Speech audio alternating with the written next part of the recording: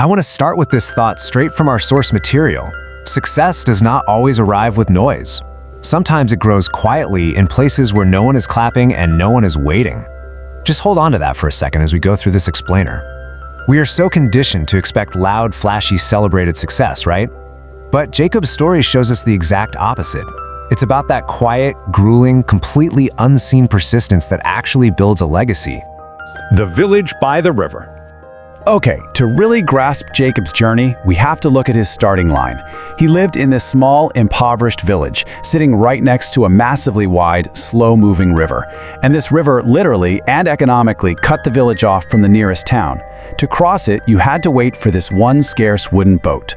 So, on one side of this divide is Jacob's everyday reality. He's living under a tin roof. His parents are cobblers. They barely scrape by, repairing old shoes and torn sandals.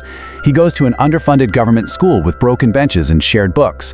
But on the other side of that river, that's his ambition. Jacob wanted to become a doctor. He had no land, zero savings, no connections. Literally all he had was his own effort. So how do you bridge a gap that wide? Well, you grind. Long before the sun even thought about coming up, Jacob was awake helping his parents with the shoes. Then, during the day, he'd cross that unpredictable river to sit in a noisy classroom on broken benches, absorbing every single page like his life depended on it. And at night, while everyone else was fast asleep, he was up reading by this tiny, flickering oil lamp. It's a relentless, punishing routine. It really highlights the sheer amount of energy he had to spend just to keep his head above water, let alone actually inch toward this massive dream of his. Big dreams, small people. Now, the environment wasn't the only thing working against Jacob. The people were too. Because, when you try to break out of the box society puts you in, people notice, and they definitely don't always cheer you on. The villagers would whisper, and sometimes just say it straight to his face. Why does he work so hard? He fixes shoes by birth. Big dreams don't suit small people? Imagine hearing that. Imagine having that external noise and doubt suffocating you every single day. The source material makes a point to emphasize that he heard this daily. When you have no money and your parents fix shoes for a living, loudly declaring you're going to be a doctor, it just invites this incredibly loud, discouraging laughter. So how exactly did Jacob handle all this mockery and systemic failure? Did he fight back? Did he argue? Not at all. His response was 100% quiet, unyielding action. When he finished his books, he just went and borrowed more. When the teachers didn't even show up to school, he sat down and taught himself. And here's the kicker. He failed his exams more than once, and nothing changed. Instead of throwing in the towel, he just kept studying. The weight of doubt. But let's be real for a second. No one is a robot, right? As the years dragged on and his dream became common knowledge, the laughter just got louder and the doubt started to feel incredibly heavy. Having a positive mindset is one thing, but carrying the crushing weight of your entire community's disbelief year after year, that is exhausting. It all culminated in this deeply vulnerable moment one evening. After a brutal day, Jacob is sitting by the river and he just softly admits to his parents, "I try so hard, but nothing is happening." This right here, this is the plateau of progress. It's that terrifying middle phase where you're putting in all the work, early mornings, late nights, and you have absolutely zero results to show for it. He was hungry, embarrassed, and just completely drained. And this is where everything shifts in our explainer. His mother looks at his tired face, looks down at his hands, and she tells him, "If you stop now, their words will become your truth." Man, what a powerful piece of advice. The villagers were calling him small. They were saying he was destined to be nothing but a cobbler. His mother made him realize in that exact moment that giving up was literally the only way those cruel predictions would actually come true. Meanwhile, his father is giving him a completely different kind of lesson, a silent one. He didn't say a single word. He just kept repairing a torn sandal. Slowly, carefully, stitch by stitch, like every single one mattered. The source notes that this profound silence really stayed with Jacob. It taught him that enduring isn't about making grand speeches or shouting back at the haters. It's about steady, careful action. You just keep stitching. So completely invigorated by his parents, Jacob doubled down. But here's the reality.